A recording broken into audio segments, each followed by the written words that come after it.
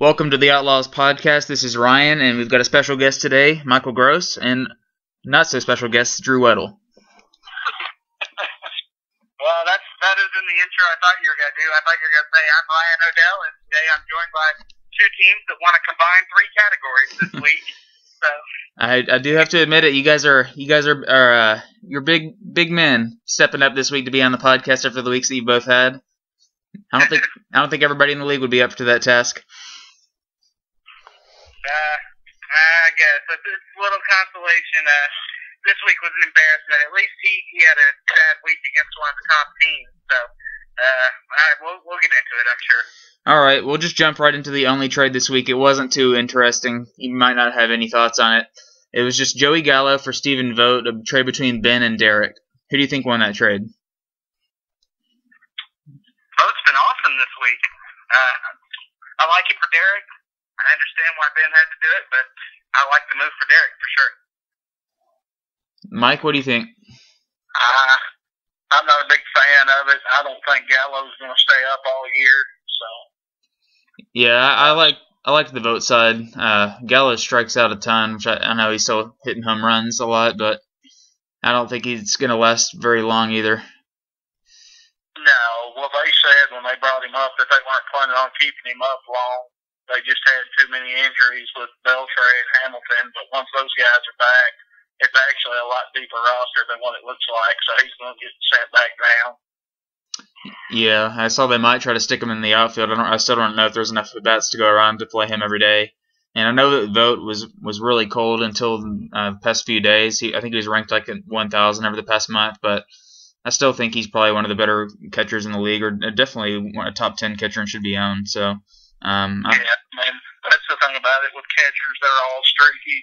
So now I saw that Derek's catcher Wilson Ramos hit 2 home runs the other night, like right when that trade was accepted, and I didn't realize it until the next day. But apparently, both of those home runs were hit off of position players. Yeah, so, that's right. I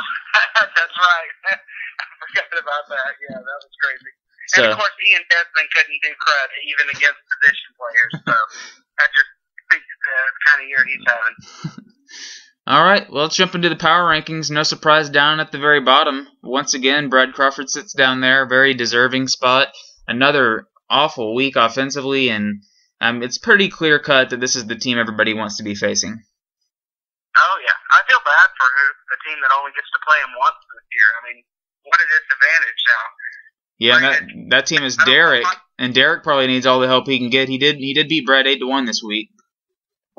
Oh, you're right. Obviously, this week's week 11, so yeah, Derek's the team. I don't know if I'm the one to make that argument, given that we beat Brad 5-4, but still, obviously, disadvantage for Derek. I'm sorry, who are we talking about? We're talking about Brad's team. I know she's making a joke. Who? Well, I understand what Michael's doing. He's failing to acknowledge Brad because Brad is clearly failing to acknowledge the fact that he's a part of the fantasy baseball league. And you just look at his stats this week again, absolutely pathetic. I think the 36 strikeout in 75 innings might be the worst ratio I've ever heard. I mean, I'm pretty sure Jared Weaver and a team of Jared Weaver and Jeremy Guthrie could do better than that. I mean, that's got to be a record as far as strikeouts per inning. God, he had 75 innings? That's what it said. I never would have guessed that with that strikeout total. I know, right? That means he actually played all his pitchers this week. That's hard to. That's like a challenge to get it that low of a ratio. Yeah, I mean, check on that for me because I'm outside smoking a cigarette. But I'm pretty sure that's what I saw this afternoon as I was preparing things to say on the podcast. For all you Melky Cabrera haters out there, he hit 1,000 for Brad's team this week. How many at-bats did he have? My guess would be 1, but I don't know. He's been a bench player for Brad the last, ever since he made that trade, so I'm surprised he even moved him up into the lineup for a day. Yeah, this team is just not good right now. Of course, Gomez missed a lot of time this week and Beltre's hurt, but even with those guys back, this is still the clear-cut worst team in the league to me, and poor Brad even picked up Scott Copeland, and he blew up today against the Orioles, which, got to see that one coming. Yeah, Lincecum got blew up today too. Yeah. I mean, I don't know. It's not like he even has an excuse. He's not in camp or anything. I mean, if he's too busy looking at baby cribs, I don't understand what's going on. I don't know, but let's. We're probably talking about Brad's team a little bit too much, so let's move this thing along. Number 11 in the power rankings, making a fairly steep drop from last week. Seth Weddle, down to 11. God. Man, he is not going to like that. Yeah, I've been hard on Seth most of this year, except for that preseason power rankings. It was kind of a tough decision because Eric had an impressive win this week. Derek had a big week this week, and I've kind of been a fan of Derek's team the past few weeks, even though I hadn't really shown up in the standings. So I got Seth all the way down to 11. I mean, I understand. Obviously, the teams that he was ahead of had good weeks, but I don't know. I mean, I still think I like it better than Derek's team. Yeah, you just look at it. He's just got some guys that are terribly underperforming. I mean, look at Robinson Cano and Matt Kemp. Both those guys have been black holes this year. Got Ben Revere in the starting lineup, which he's a very serviceable player, but usually he's just somebody that's on our waivers every year that we're all picking up here and there trying to get a few steals. I'm afraid he's going to have a weeks like this if those guys don't turn it around. So, Michael, what do you think about Cano going forward?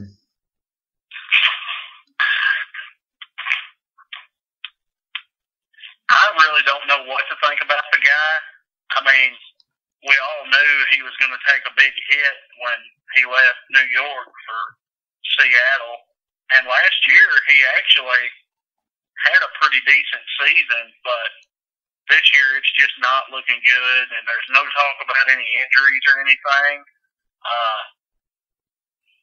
It may just be one of those crazy years where he's got a really good player who just has an awful season. Seattle's got to be panicking about that contract. Oh, what was $240 million or something they gave him? Yeah, and he's still got 8 more years after this year on it. I think it was a 10-year deal. Something, yeah, it was. Which they knew they were giving him too much when they did it, but yeah. I mean, just to repeat the stats: 2 homers, 1 steal. He's been sitting on that for quite a while now. 945th ranked player in fantasy going into today. It's weird, but don't you think we'll see a triple-digit O rate next to his name come draft time next year? I don't think it'll be that bad, but it's going to be. I mean, you look at it before last year, he was a first rounder every year.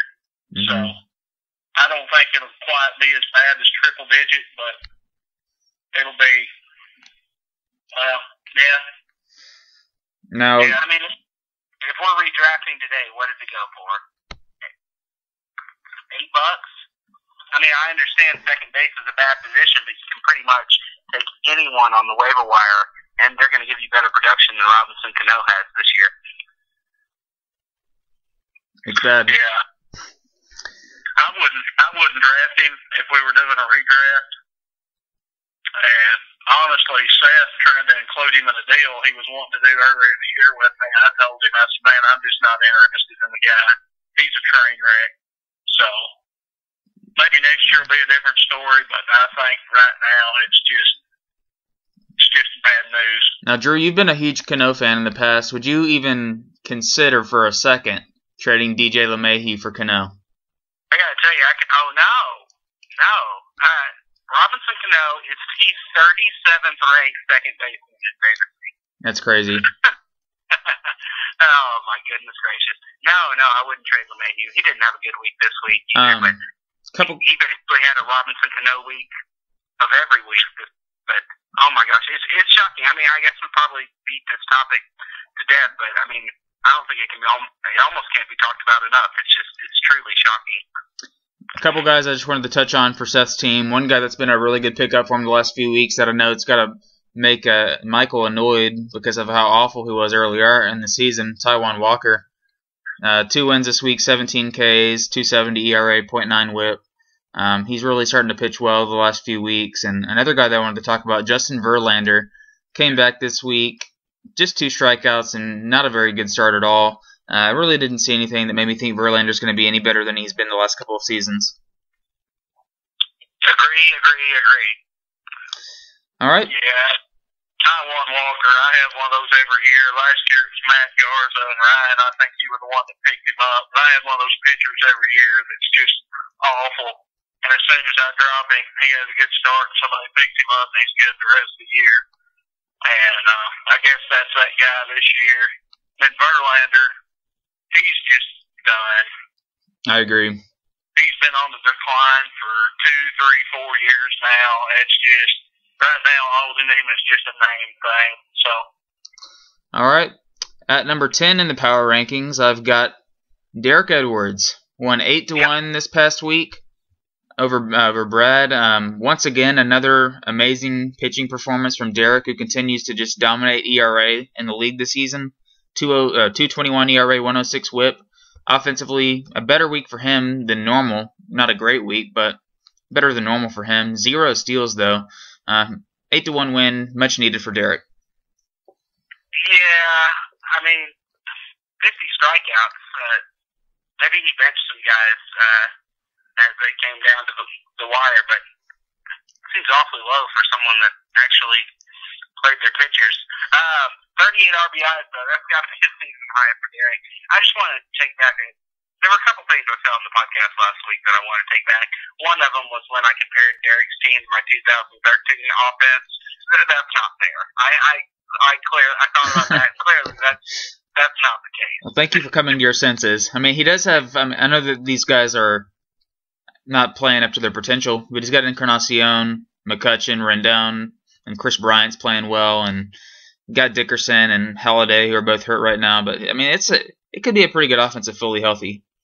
Yeah, and I didn't have a single guy on my offense last year that was as good as any of those guys. So that comparison was unfair, but I still, I guess you can't say he's dead, especially because of where he sits in the standings now after an 8-1 victory. It's looking a lot more likely, but I mean, I still think he's got a major hill to climb if he's going to get in that top 6 come the end of the season. I think the bottom. Last week I broke it up in tiers, and I said there were 3 teams that were done and were a complete wasteland. I think that tier belongs solely to Brad Crawford now. I don't think you can write off anybody else as of this point. Yeah, I fully agree with that. All right. Any other thoughts on Derek's team? All right, let's move it on. Number 9 in the power rankings. Eric Schemmer. I considered moving him a little higher, but ultimately, 1 week can only take you so far. But a very, very satisfying performance for Eric. And it seems that Drew, I don't know how you performed against Brandon this year in your matchup, but it seems like those lesser Shems sometimes have had your number over the past couple years. Oh yeah, no, Brandon beat me 6-4, I think. This is my worst loss of the season. Michael had given me my worst loss up to that point, which was 6-3. Look, I said it last week. I thought you were a little low on this team last week, and I wasn't saying that just in a Ryan O'Dell kind of way because I was playing Eric the next week. I genuinely think he's got some pieces here. Now, the pitching staff obviously overachieved this week. I mean, it's humiliating to get whooped by names like Edinson Volquez, and I know Volquez has actually pitched okay this year, but I'm trying to think who was it that just there were a couple really big scrubs that had good games. Anyways, and I guess Ubaldo's still pitching okay. I mean, he did get the Phillies this week, but the pitching staff is really where the questions are with this team. I'm okay with the offense, but really the biggest problem with this team is the managing. A few things I should point out. I noticed a few things. I wanted to point them out, but I didn't during the week. Yeah. Okay. So let's talk about it. And granted, he beat me 7-3. Could have been worse if he had even managed his team correctly. First of all, you start out with 2 guys that he benched, 2 pitchers that he benched when he had a lead of over 2 in ERA and had a lead at the time of over .30 in WHIP when strikeouts and wins were still competitive. That was just ridiculous. And it wasn't a mistake that he took them out. He intentionally took them out and left that pitcher spot blank. So I'm not sure what he was thinking there. I don't think that's going to serve him well come playoff time. The other mistake he had an open roster spot all week. He still does. I didn't know that, but I did see that he left an Adam Lind homer on the bench the other day. I guess he may have had a full lineup, though. That comes to the third problem with the managing was Adam Lind. I mean, if you're going to have him, you got to move him in. And there were 2 times this week where he had outfielders that were sitting out where he could have adjusted his team in such a way where he could have gotten Adam Lind into the utility spot. And he failed to do so. So, yeah, he kicked my ass this week. But going forward, I'm a little concerned about some of the managerial decisions that he made, but still think the team is strong overall. I spoke too long about that, but those are my thoughts. Now, he kind of rubbed it into your face. I mean, he mocked your team, calling his team 2 shortstops, in reference to your you've got 2 shortstops. You figured if you have 2 shortstops, one of them might be Hanley or Tula, but got Ian Desmond, who actually do like, and Francisco Lindor, who I guess you're letting him audition for the team as he has been promoted. Yeah, got to give him a chance, especially with how bad the shortstop position is. But no, good on Eric. He handled business against me and has a good team name for this week. Unlike someone like Ben Head, who doesn't have a creative bone in his body apparently anymore. But good on Eric. Good performance. Good mockery. I deserved it. Now, Michael, do you want to say anything mean to Eric? No, nothing mean. I'm kind of a little bit worried about Adam Jones right now. He missed several games this week, but they're not giving out just a ton of information about it right now, so that's just something we're going to have to wait and see. If he loses Adam Jones, that's going to be a big hit to his team because he's already getting L's buried. And then he also, wasn't it Kluber he traded for Jones, so he paid a big price for the guy. So yeah. This could be a big hit to his team at the wrong time of the year. All right, let's move it on. Number 8 in the power rankings, I've got the other Shim, Brandon. So Brandon's had a pretty, he's slowly falling his way down the standings after a few rough weeks here lately. This past week, Brandon lost 6-4 to John. Thoughts on Brandon's team? Yeah, he was just number 4 just a few short weeks ago, right? Yeah, he was. I mean, I don't know if I see the reason for it. Go ahead, I'm pulling up his matchup. Well, and you have to keep in mind that when we're looking at some of these offensive stats for this week, that you're probably going to see a lot higher numbers than you normally would. Every team in the league had 7-game weeks, so everybody had a few more at bats than they would in a regular week. That being said, Brandon, 32 runs, 30 homers, 6 homers, 30 RBI, had a little bit lesser offensive counting category. Still hit 310, which is very nice. I don't know. I know he's got a pretty solid infield. I just don't really care for his outfield. Yeah, there's a lot of guys too, even not in the outfield. I mean, you look, Brandon Crawford, Torrey Hunter, Chris Colabello, Jace Peterson, Kevin Pillar. It's about half, yeah, like you're saying, it's about half that offense is guys that you're just trying to ride a hot streak. It's guys that... Yeah, exactly, yeah. This looks a lot like a daily lineup when you look at the offense. Yeah, and Torrey Hunter didn't even record a single counting stat this week.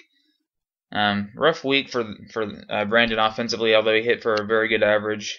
Pitching was not so great either. ERA over 4. Charlie Morton pretty much single-handedly contributed to that, and with his start yesterday, he gave up like 8 runs in just over an inning. And he did have, I guess, Wei and Chen. What was that all about? They sent him down to single A to have like Michael, did you see that? Why did they send him down? No, I actually didn't see that till just now. I think they sent him down. They sent him all the way down to single A, where he pitched like a 3-inning start. And I think the reason that I saw was because they didn't want him to pitch against the Blue Jays, who crush lefties. And I mean, this guy's had a good enough season where I think you got to just let him make that start. That's crazy. Yeah.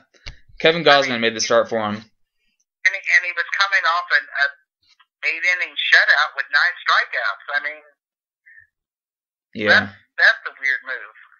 I don't know. Well, you know, the Blue Jays, they hit left-handers really well.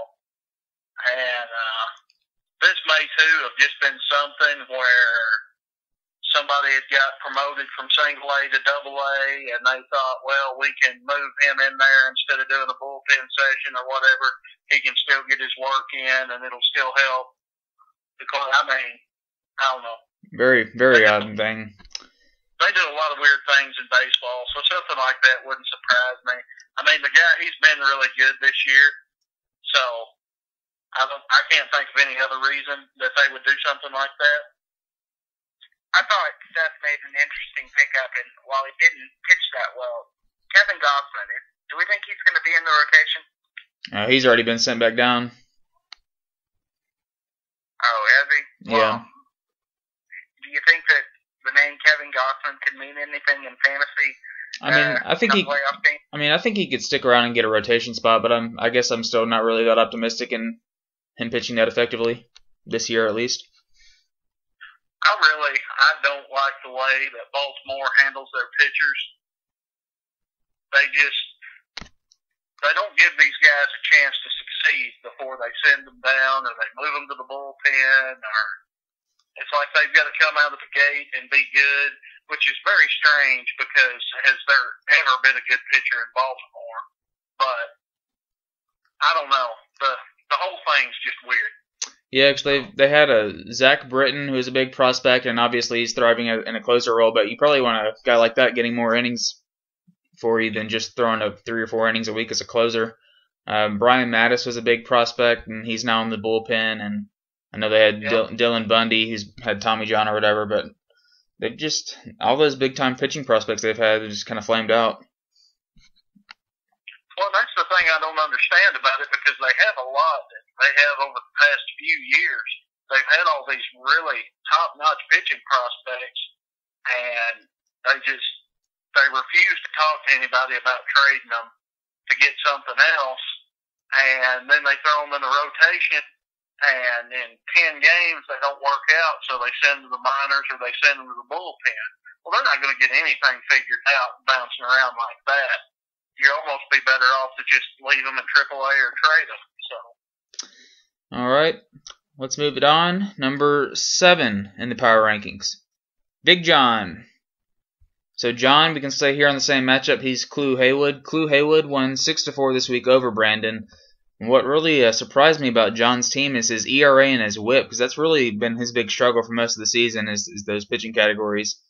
And one thing I wanted to point out about John's team, and I was absolutely shocked at how long it took anybody to pick this guy up, but Justin Turner, I mean, what took so long?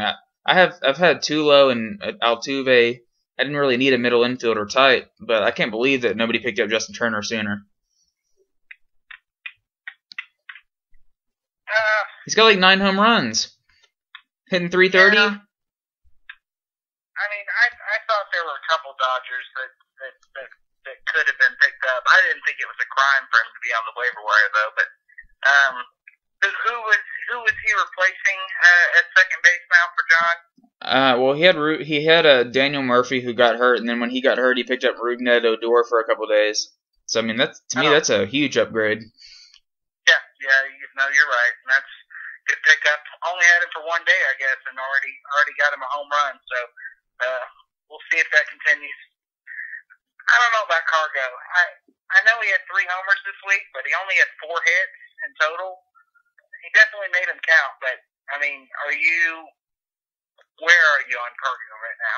I haven't. Yeah, him and Hayward are 2 of the hardest players for me to figure out, and I probably just personally, I'm not going to be trading for either one. But I wouldn't be surprised if both came out and were pretty, productive throughout the rest of the year. But not going to be on my team. Yeah, and Hayward had a really strong week. Gregory Polanco didn't do anything again. I think it's long before he moves on to his next owner. Yeah, I think 9 is right, but obviously obviously John still got a shot at that. 43 RBIs, 11 homers. Wow, that's really good. Yeah, and pitching has been pretty. He had a good pitching week. Felix had a good start this week for once in his life. I'm just kidding. Chichi Gonzalez continues to pitch well for some reason. I still don't buy it, but he's pitching well. And then Casimir. So I mean, the pitching staff is a lot better positioned than it was a few weeks ago. Oh yeah, especially last week when the whole world blew up on him. So Strasburg will be coming back next week, so that'll be interesting to see how he bounces back. And I know that Michael is going to be a little upset that he's taking Joe Ross's spot. I bet Michael's probably actually wishing that his own Doug Fister gets hurt so that Ross can take his spot. Send Gio Gonzalez to the minors. No. Man, something. Keep Joe Ross in there. He is killing it. Gio actually had his best game in a very long time this week. Yeah, I benched him too. I didn't trust him. That cost me a category. Well, you know, and I've got him in another league too, and it's just you don't know which games to start him and which ones not to. It's very frustrating to own him right now. Yeah. Any other thoughts on John's team? Do you think his offense is as good as it played this week with the 11 home runs and 43 RBI? I don't think any team's good enough to put up 43 RBI on a consistent basis, but it's okay. I'd say his offense is middle of the pack, right? Yeah, I'd say nothing better than middle of the pack. I like Justin Turner pickup a lot, but still have some question marks about the outfielders that we already mentioned and the utility spots and Longoria. It's a big name, but he's probably one of the worst starting third basemen in the league at this point. Yeah, I don't think it's going to be consistently as good as it was this week, but I also know that his offense isn't as bad as what it's been in past weeks. So. Yeah, well said. All right, number 6 in the power rankings. Nick S. Get that less shimmer in there so that we can leave the shimmer out of the top 5. This is actually the highest Nick's been in a few weeks. It is, yeah. So Nick is he won. Let me find his team. Mr. Tuttle. Okay, so Nick won 6-3 this week over Seth. He's still a little bit under 500 even with this win on the season. Rizzo came back, had a strong week. Lucroy had 7 RBI. A-Rod, we all know that he had a huge week, and Nick made sure everybody was aware of that. I like the offense a lot. The pitching staff has pitched a lot better in recent weeks, and I had no idea Brett Gardner had such a good season until I was looking at the rankings the other day. Oh, yeah. Well, who did he, we didn't talk about trades last week, but who did he end up trading Gardner for? Eric Hosmer. Oh, yeah. I mean, that's a win. I played against Hosmer this week, and he played pretty well too. But obviously, I feel like I'd rather have Gardner going forward. But that was a good move in a season that's been filled with somewhat questionable moves, especially when he made the 2 big trades a few weeks back and sent Adam Jones and a couple other people. Adam Jones and Chris Archer packing. Look, I think Nick's probably in the top 6 to stay. Yeah, I agree. Yeah, when I look at this roster compared to the other ones that we've just looked at, I like this one quite a bit better than the other ones. I probably expect better things going forward for Nick's team. Only real weak spots I see is shortstop with Hechavarria. I guess Corey Seager might get called up. I don't really know even if he does get called up if he's going to play every day with that situation they've got in L.A. So many options in the infield. The Dodgers are going to have to make some moves. They can't keep going the way they're going. Yeah, and then they got Hector Oliveira too. I don't know how they're going to fit everybody in because he's 30 years old. They're not going to just make him a utility player after making him. He's making over $10 million a year in the minors right now. Yeah. You look at Nick's team too. It's not going to be very often that A.J. Pollock has a 160 week or Brantley has a 238 week. It just, he had a couple key players that had down weeks this week, but he still was able to get the win because he had guys like Lucroy and Rizzo A-Rod that all had strong weeks. So, yeah, he's a playoff team for sure. Yeah, what do you think about Byron Buxton? Didn't really do much this first week. How long of a leash, if he was on your team, how long would you wait if he kept playing the way he's playing before you gave him the axe? I really don't know. I don't think Minnesota has as much confidence in him and the call-up as they do that everybody else was calling their top prospects up, so they called theirs up too. But he's definitely still got a lot of holes in his swing, and I don't know. I'm worried that if they keep playing well, that this isn't going to be a all-season call-up. So. Yeah. All right. I mean, I'd rather have Lindor if we're comparing prospects that were called up in the last week.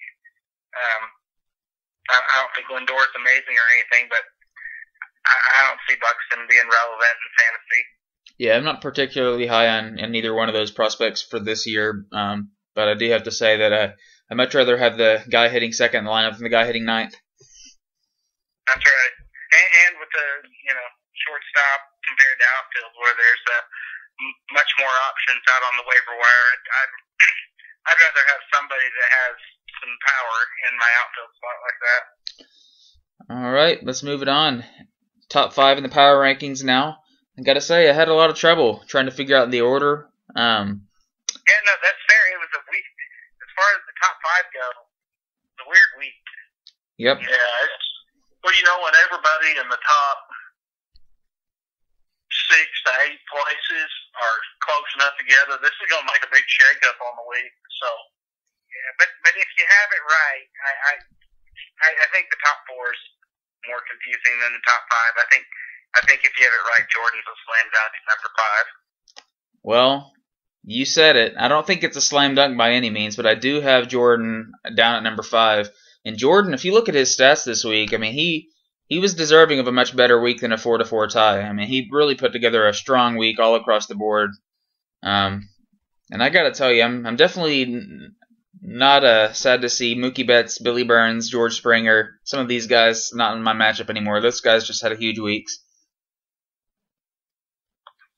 Wait, my stat tracker says 3 to... Oh, did you bench somebody tonight? No. It's a 4-4 tie. Agon, he beat me. He came back and beat me in whip, and then Agon hit a home run tonight to win runs by 1 after I had tied it up. So 4-4, kind of a scrub score. Go ahead, guys. I'm pulling up the matchup.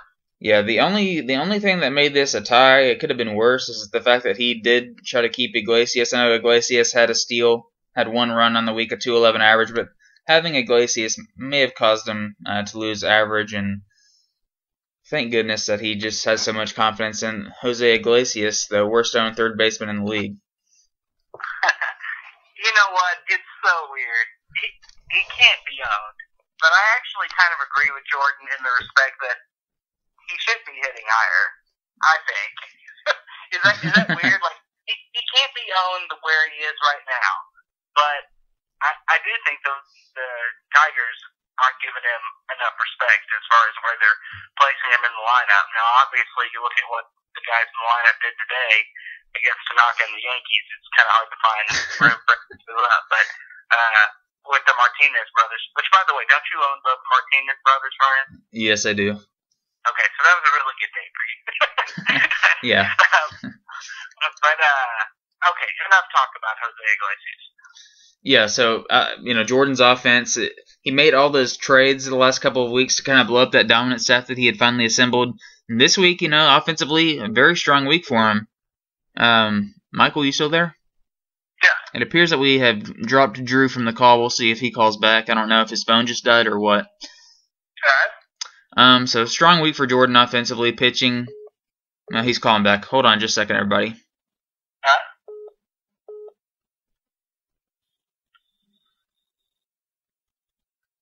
All right, Drew, are you back? Yeah, sorry about that, guys. Is that a scrub move of the week?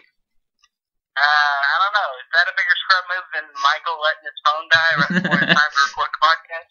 Like, my phone was not dead. Michael, do you not have voicemail? Do Do you have a voicemail? It has voicemail, but I don't have a message or anything on it. That's awesome. Nobody calls me. Yeah. All right. So we were just talking about Jordan's team. Any thoughts? Drew, tell me why you think he's a slam dunk number 5. Because I actually, I considered moving him anywhere from 2 to 5, but ultimately this is where I stuck him. Well, look, I didn't look at y'all's matchup, but based on the score and based where he was last week, and just based on the top 4, I mean, obviously you've made an incredible run, and I assume you've moved yourself up even a few more spots. I know I probably would if I were you. I just think he has to be number 5. But look, the offensive week was incredible. I mean, everything was pretty good. I mean, apart from the ERA and the WHIP. I guess the pitching was okay, but offensively, you can't ask for a much better week than what he got. Yeah, really only. You know what? I'm looking at your team stats, but actually, y'all's offensive stats are pretty much the exact same, except for RBI. So yeah, you're right. He did deserve better than 4 to 4, and you deserve better than 4 to 4. So yeah, maybe it's. I think by what you just said, I'm getting the impression of who's next in the power rankings. But go ahead. All right, at number 4 in the power rankings, and I guess this might be a slight surprise to Drew, but I'm still got myself down there at number 4. Oh, I'm shocked. Why are you shocked? Michael, were you expecting that? No, I was honestly expecting me to be at number 4. I thought it might be me or Michael, to be honest. I thought you would look. I understand wanting to be humble and that you've really not performed well when you put yourself top the power rankings. But I mean, let's be honest about this. The last 2 weeks, everybody's come on, and when you look down your offensive lineup, you look at it even without Tuve out right now. You got B-Mark coming back now. Looks like he might finally be healthy. It's just a terrifying lineup to look at in a 12-team league. Yeah, I mean, I like my offense. I don't know. I got to find some new closers. This Brett Cecil guy, he's about to get cut. I don't care if he's still technically the closer.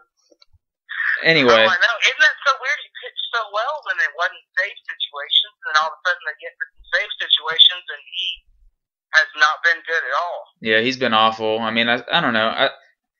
I like my team okay. I guess maybe it is just me not wanting to be a little overconfident at this point. Or maybe I don't want to react too much. I know Michael's been really hard on his team, saying his team has sucked the last few weeks or whatever, but I was looking at his team last week. It was pretty solid. He had a really good pitching week last week.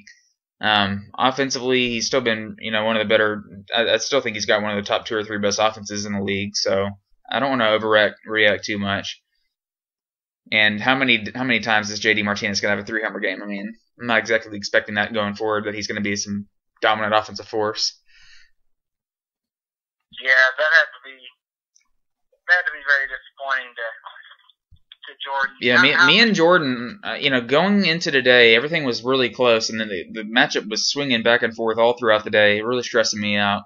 But combined between the two of us, we had 9 home runs today. I had 19 or 20 RBI, something like that. He had 19 RBIs. I don't think I've ever seen that many. I think Big Ben had a 20 RBI week last year or a couple years ago. Because I think he had like some crazy week where he had like 70 RBI, something really crazy. But I bet if we called Big Ben right now and asked him, he wouldn't have any idea. He sure wouldn't answer the phone, that's for sure. That's right. Oh yeah, you get a really angry text from him tomorrow. But yeah, I mean, I guess I'm ready for Pence to get back. That's a little disappointing that he got hurt. I only had him for 1 game before he went back on the DL, so he'd be a big upgrade over Brandon Belt, I guess. All right. Well, that's the thing about it. You get Pence back, and all of a sudden he's your third outfielder, and then you've got JD Martinez as a 4th, and that's a really good core outfield team right there. So. Yeah, and I still, as much as I liked what I saw out of Victor Martinez today, part of me still not quite sure. So, if I felt better about Victor, I'd probably move myself up a little bit higher. All right. Enough about my team. Number 3 in the power. Go ahead. I just want to say real quick, Josh Harrison just pisses me off. I know he didn't have that good a week. I mean, he had a good average week, but I don't know. I guess he's back home where he belongs, where he had a lot of success last year was on your team. So yeah. Yeah, well, I guess him and Brandon Bell will be dueling it out for that last spot in the lineup for when Pence eventually does come back. Yeah. All right. Number 3 in the power rankings, Michael Gross. Michael, this is the lowest you've been in a while. Yep. Can't say that it, I feel like I'm still trying to give your team the respect it deserves. Tough week for you, lost 8-0. Offensively, still pretty solid week for you. 30s in RBI and runs, 9 homers. I mean, it wasn't a great week. It wasn't a horrible week. What was horrible was your pitching this week. What happened? Everybody blew up. You look, Archer had a 5.04 ERA and a 2 WHIP. Shoemaker 11.25. Garza 9.75. Phelps 7.94. I mean, everybody that went out there just got lit up. So. Yeah, tough week. Gosh, I didn't realize it was that bad. An ERA over 6. Yep. And that's a week where Max Scherzer threw a no-hitter in a perfect fantasy game. Well, yeah. Scherzer gave up no runs. Ross had a 1.23 ERA. C.J. Wilson, playing like a champ this year, had a 1.12 ERA. Blanton with a 1.80. I mean, I had some guys that did really, really well, but the ones that did bad did really, really bad. How much longer is Matt Garza going to stick around? I have no idea. Yeah. Every time I look at the free agent pitchers, I just get depressed and turn it right back off. Yeah, I understand that. I mean, you're like, man, I'm getting rid of Garza, and then you look at the waiver wire, and there's nobody else to pick up. So. Yeah, there's a whole lot of guys that need to be cut, but honestly, what you're replacing them with out there really isn't any better. So. Have you at all considered doing what it looked like Ben is starting to do this past week and pick up some setup type guys? I've thought about it, yes, but I have not got there yet. So. All right. Now. I think that's stupid. I wouldn't do that. Yeah. Look, did Ben pick up someone besides? Oh, he picked up Carter Capps. I understood why he picked up Segrist because I thought that was actually kind of a brilliant move. But unfortunately, it was a couple days too late to try to sneak out an extra half category against Michael. But not recording a save. I was actually. I thought that was smart by Ben. I like seeing that kind of thinking from him. Now for Michael, you had a little bit of a bad break. I think Bryce Harper only played half a week, and he still did a lot of damage in that time. But could have helped you out there for sure if he had played the rest of the week. Moustakas just keeps continuing to hit for a really good average. Offensively, I don't really have a lot of concerns about your team. Is what I'm getting to, and we all know that Carlos Santana has historically been a second-half player, so he'll probably turn it on here pretty soon. Yeah, I don't have a lot to complain about with my offense. I know when there's weeks like this, when you lose everything, it's easy to be down on everybody, but it's just an awful week, and there's really nothing good I can say about it tonight. So. All right. You think about it, in 1 week, just not too long ago, you were in first place, and now you're 8 games out of first. I mean, how long do you think it'll take before you can make up that ground on Ben? May not be able to at all the way his team's playing, and that just goes to point out how close the league is, because 1 week puts me nearly 10 games out of first place. So. Yeah. All right, number 2 in the power rankings. I don't think this is any surprise, but Drew got you down there at number 2. You have lost your spot at the top. No surprise there, though, really, is it? No. That would be. I would be insane if I thought I needed to stay in number 1 having what was probably my worst week of the season and a 7-3 loss against the 11th place team in the standings going into this week. I mean, I'll pretty much just echo what Michael said. It's hard to say what it feels like. It's definitely going to make the work week a little longer. Definitely going to make the entire season a little longer. Because this is the only time I get to play Eric Shim, and he gets to say he beat me 7-3 and hand me my worst loss of the season. I think, if I'm being honest with myself, I think I need to come to the realization that what my offense was the first 8-9 weeks of the season is not who they truly are. And I think we're coming back down to earth a little bit. And you got Freddie hurt, and you got Pablo hurt, which doesn't really, the Pablo thing doesn't really matter because he sucks anyways. But, yeah, although he was starting to warm up a little bit. But you know what? I think I might just let him go just for the. I was just about to ask you that. Is this his third base spot or is it Valbuena's? Honestly, it's probably not even Valbuena's, but Valbuena's been hot lately. I mean, give me the guy that has 17 homers over the guy that is looking at girls on Instagram during the games. I can't have that kind of character flaw on my team. But that's the thing about it too. I've actually looked at Valbuena a few times sitting there on waivers, and he doesn't hit a lot, but everything he hits out of the park. So I heard them talking on MLB Network. They said I think they said 40% of his hits this season have been for home runs. yeah, That's crazy.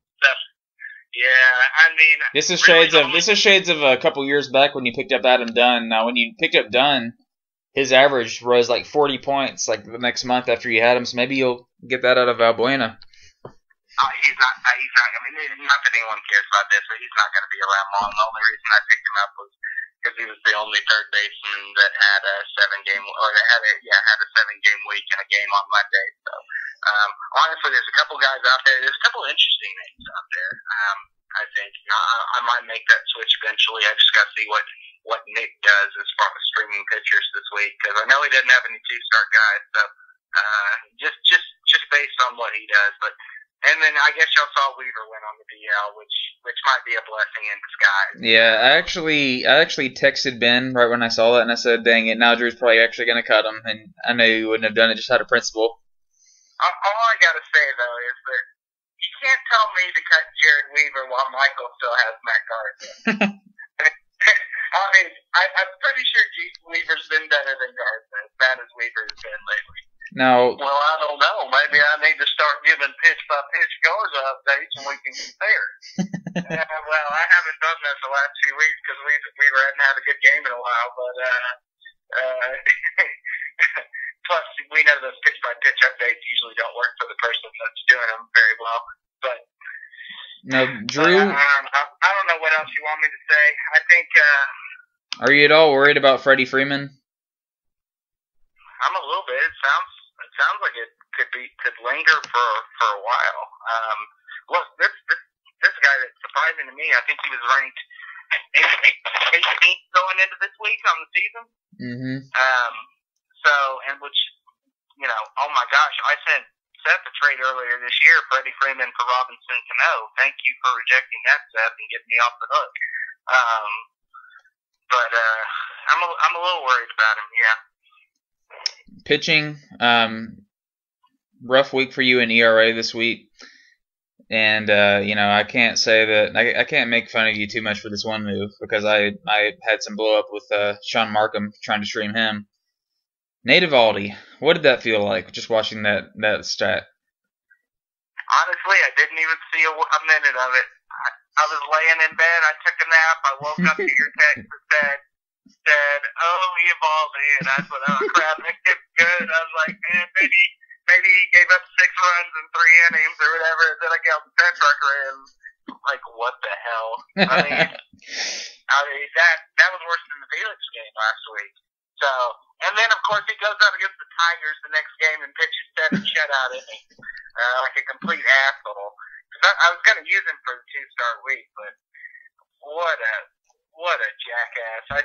Look, that's obviously we know that's the price you're going to pay with the level of starters that are out there on the waiver wire. So you're never going to feel real comfortable about streaming pitchers unless it's like me and Jordan. I think we both feel pretty comfortable streaming someone like CeCe, but outside of that, it's not very pretty. Yeah, I haven't streamed many guys this year, but almost every time I have tried to, it's pretty much always backfired. So it's a dangerous game. Kurt, quick question, buddy. Yeah. Masahiro Tanaka. Do you keep starting it? Oh yeah. Matchups? What do you do? He's been dominant over the 3 starts before that, so it wasn't a great day today. You look at his whip though; it's just 1.29, 9 hits, no walks. Actually, no walks in his last 3 starts. I'm still high on Tanaka. I don't care if he's not going to be there come playoff time. Hopefully, he can at least get me to a top 2 seed, which is really, I think that's our at least out of the 3 of us here on the phone right now. I think that's our goal, is getting that top 2 come playoff time. Any chance? Make it. Yeah, it's so far off. I'm not as confident just to think that I'm a shoe-in for the playoffs. So. Yeah, I mean, it's this week of all weeks should show us that anything can happen. So. Yeah, no, that's true. Now, Drew, you were sitting about the same position last year, if I remember right. Maybe even a little deeper into the season before you had a little slump before the playoffs started. Oh yeah, it's like 5 weeks ago, and I was number 1. Yeah. So. And we can't forget 2012 when I was number 1 with 8-9 weeks ago, something like that, and completely fell off. That was the year of the famous suspension. So, I mean, you can't rule anything out. I wouldn't say I'm a lock for the playoffs, but I'm feeling pretty good about it. Do you want to give the league a percentage? Percentage that I make the playoffs? Yeah. 83. Okay. Be interesting to revisit that in a few weeks and see if it made you look smart or made you look cocky.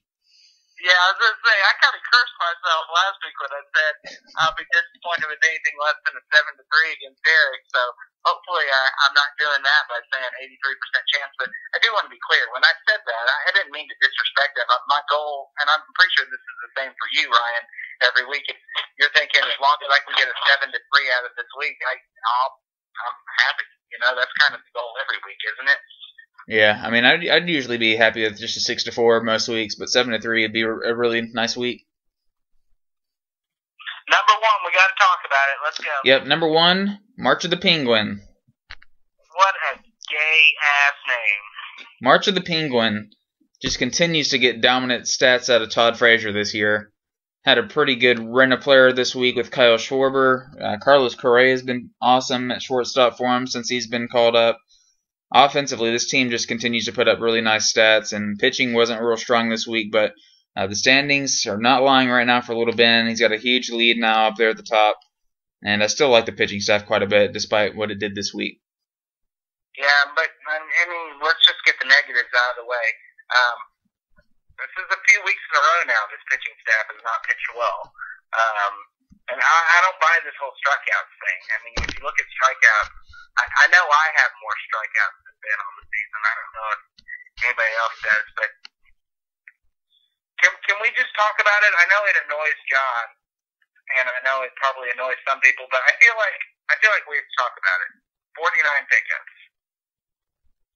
Yeah, I'd say I probably should be paying attention to that a little bit more than I have, but I haven't. So 49, that's a lot. I mean, that's cutting it pretty close there, and you know that he's probably going to pick up at least 2 tomorrow. That's just what he does on Mondays. He and John used all 4 pickups by Tuesday night. I don't know. Honestly, I'm always afraid to use my 4th win that early in the week in case I get a player that gets injured by the end of the week and I need to fill a spot. Michael, what do you think about it? When you look at Ben having 49 pickups, do you look at that as big of an obstacle to maintaining that top seed or succeeding in the playoffs? that few pickups left. And just to put it in perspective, I guess that's 26 pickups for the next 14 weeks. 13 weeks if he gets the bye. 26 pickups over the next 13 weeks. That's 2 pickups a week. And we know he's going to make more than 2 pickups this week, let's be honest. So he's going to be even under that. What are your thoughts on pickups for John and Ben at this point? I have one opinion on pickups.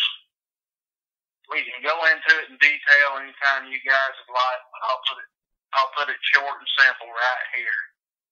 To win in the playoffs, you have to make the playoffs. So you've got to use every one of your pickups to get there. Use them. Use them. Because you're not winning no championships if you don't make it anyway. So,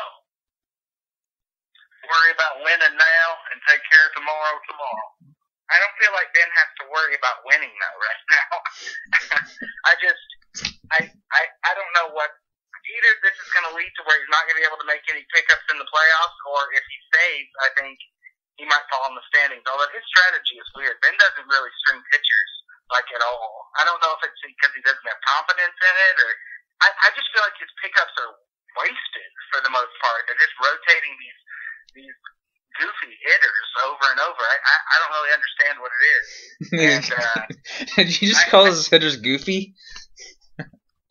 Yeah, some of the hitters that he's picked up and dropped and 3 times over. I mean, Miguel Franco on the Phillies and such. I know he's picked him up at least twice. I don't know. I kind of equate it to Ben being a woman going into the mall without any discipline in the credit card and says, I have $1,500 on this card. I'm just going to use it on something. Honestly, one thing that actually, talking about his bats and some of the decision making,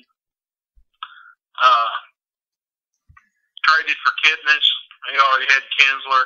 I know Kinsler really isn't having a real good year this year, but why would you, or I shouldn't say why would you, I'd want to ask one of you guys, would you trade a guy like Chuck Peterson for a second baseman when you already have a second baseman? I mean, obviously he's good enough you can't cut him. He's still got him on his team, the utility spot. So. Yeah, and I know the reason, a big reason why Ben decided to do that is actually less. Well, I don't know. I know he wants to try to trade Kinsler, but I don't really think he can get much for him right now. But I think a big reason he wanted to do that trade is because he felt like Kipnis would help him a lot more in steals, and he thinks it's a category he's got to win every week since he's punting saves. Yeah. So I think that was a big reason he made it, and he had 11 steals this week, which is a ton. In a vacuum, I thought it was a pretty even trade, but you could definitely question it considering that he already had Kinsler. Yeah, well, and I mean that's each their own. Everybody runs their teams their own way, but it just seems to me like he was filling a hole that wasn't there. Mm-hmm. So yeah, now and that's the stance of a guy who's getting close to 20 home runs now. Well, the part that I think the good point that you make out of this is after he made that trade, you look at his outfield now. He's got Braun, who you can count on to start in the outfield, but after that, I mean, his other 2 outfielders, at least this week, were Cameron Maybin and Kyle Schwarber. I mean, he's going to have an empty outfield spot right now, which outfield isn't too hard to fill, but he's got a pretty shaky outfield situation going on right now after that trade. Yep. Any other thoughts on Ben's team? I mean, is this you think that this is a clear cut top team, or do you think it's just clear cut that it's number 1 in the standings? It's clear cut this week. Like I said, I don't know about the long haul here. I thought I think not having any closers is an obstacle, obviously, but when you combine that with the lack of pickups that he's going to have going into the playoffs, and that people are going to be streaming 4 pitchers against him in the playoffs, I don't know. I don't want to say I'm ruling him out for the title, but I'm clearly not giving him the respect the number 1 team in the standings by 4 games at this point of the season should have. I think he definitely has some obstacles, even though he's number 1. Yeah, the Correa pickup that could be pretty big for this team. I thought that was a big weakness in what his offense has been so far. Obviously, Goldschmidt and Frazier are both ranked in the top 5 in the season. You know, that's obviously best case scenario, really. So those two players have really carried this team. So it'll be interesting to see if the offense can keep it up. Yeah, I mean, would you be comfortable? Would he be the betting favorite to you right now if you start the playoffs? So actually win the championship? Yeah. Probably. Let's say he had. My main reason to say no would be just because I feel like Ben always tends to lose interest come playoff time. Loses interest? Yeah, you're right. So yeah, that's the other thing.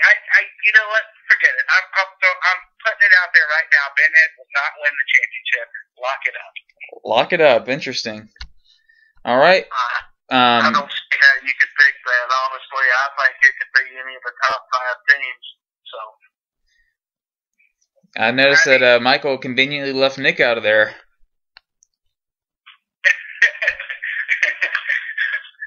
Sorry, buddy. All right, so that concludes the power rankings. Quick look ahead to your guys' matchup next week. Michael, looking at it now, you've got John Clue Haywood in a matchup. So how bad are you going to beat John next week? If I play the way I have the last 3 weeks, we may be looking at him beating me. So not feeling real confident. I don't blame you. I probably wouldn't be talking any smack right now either. Drew, what about you? You've got Nick this week. 2 shimmers in a row. Shimmers have caused you a little bit of trouble this season. How did your first matchup go with Nick? Yeah, the shimmers have been trouble for me this year, except for Nick. 7-3 in our first meeting. You said that he had no 2-star pitchers this week, so that's pretty big. That's nice, and I have Greinke and Kershaw going twice this week, so that's got to be nice. Yeah. I do think I am catching. Other than that, I think I'm catching Nick probably at a pretty bad time offensively, because I think he's on the brink of heating up here, and had a solid week last week. Really, just as long as I keep that tiebreaker advantage, I'd be okay with the 5. I'd be okay with the 5-5 this week. Yeah, I'd be pretty surprised if he lost this week to Nick, considering you got those 2 aces going twice, and he doesn't have anybody, and you know you're going to lock up saves at the 5 closers. So it's going to be. Don't forget the most important thing: Jared Weaver won't be pitching. That's huge. Yeah, that is huge. So if you can fill in that spot. Do you think I'm a little rough on Ben? It sounds like y'all don't agree with this. On what? What do you mean? Am I? It sounds like y'all think I'm kind of the whole pickup thing combined with no closers, combined with losing interest towards the end of the season. Sounds like y'all think that might be a tad bit overblown on my part. I don't. I mean, I think they're valid concerns. We'll see if Ben responds to the challenge. Yeah, I know he'll definitely respond in some sort of post. I mean, I better get ready for something in the group text. You know it's coming. Yeah, and I do play Ben next week. I'm not really looking forward to it. So. No. I mean, he crushed me 9-1 week 1. So. Yeah, I didn't say anything positive about Ben earlier, but yes, the offensive stats were just. I mean, that was a double-double, I guess, and as far as homers and steals go, and very impressive batting average. Yeah, good for Ben. And I do want to say something about Eric. Another reason I think he should be higher is if you look at his last few weeks, he beat me 7-3, and then he lost 4-5, 4-5, 4-5, 4-6. So he's been competitive. It's really just that 10-0 week against you that really pushed him back in the standings. So if he continues with the consistency that he's had over the last few weeks, I wouldn't be surprised if Eric starts to make a little run at this point. Now, I had Eric at 9th. Would you have put him over Brandon, John, or Nick? Maybe. John's looking a little. You think I have John too high at 7? Maybe. I mean, gosh, everybody's so close. I mean, I could be sitting down in that 6-7 range here in a few weeks. So, no, I guess that's right. But I'm just warning you. Eric Shimmer might be here to stay. As long as he can, make some better managerial decisions. I think he's got some solid pieces there to be a difficult out for a bunch of teams. Yeah, and while Eric might be here to stay, we know that Drew Hutchinson is not here to stay. Oh, gosh, yeah, there he goes again. Are you talking about the same Eric Shimmer that you liked so much last year?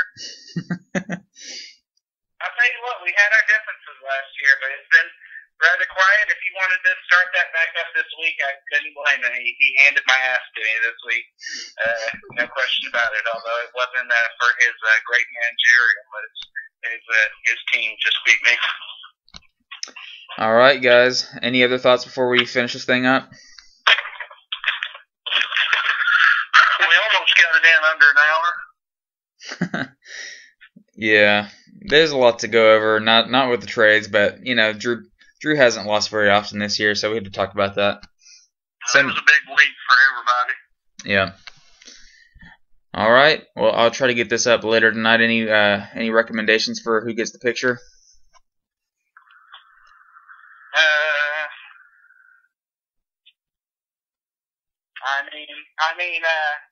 Frazier. Well, I don't mean to be selfish here, but it might be a good week for a gay picture of me, given what maybe the Nick picture of the Drew likes cock or something. I don't have that picture. I wish I did. Yeah, I need to. It was on my old phone. I was looking for it. I was wanting to use it for my team picture when I played Drew, but I couldn't find it. So. All right. Thanks for joining the podcast this week, guys. All right. Sorry I kept blabbing. All right.